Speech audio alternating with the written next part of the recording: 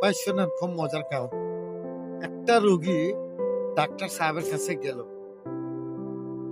আর doctor সাহেব জিজ্ঞাসা করলো, কি ব্যাপার, কি তোমার নাম কি?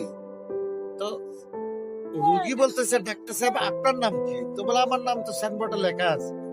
বলে, আমার নাম সাইনবোর্ডে, আপনার নাম সাইনবোর্ডে লেখা আছে যে, তুই তো লেখাও জানি না, পড়াও জানি না, আপনার নাম বললে ভালো হইতো। তো ডাক্তার বলছে, আমার নাম হলো যে কুছ, ডাক্তার কুছ কুছ হোতা হ্যায়। ওর নাম কি বললো? ডাক্তার কুছ কুছ হোতা হ্যায়। বলো, আচ্ছা আপনার নাম ডাক্তার কুছ কুছ হোতা হ্যায়। তো তোমার নাম কি? বলে, আমার নাম দিয়ে কি করবো? বলো, তোমার নাম আমাকে প্রেসক্রিপশনে লিখতে হবে। বলে, ঠিক আছে, ওর নামটা বলতেছি কিন্তু অনেক লম্বা। বলো, অসুবিধা নেই।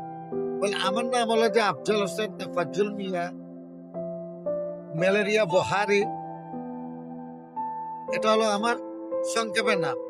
যদি পুরোটা বলতে যাই তাহলে অটল বাঙালি বাজপেয়ী, হ্যাঁ, অটল বাঙালি বাজপেয়ী ম্যালেরিয়া বহারি, এটা হলো আমার পুরো অর্থ।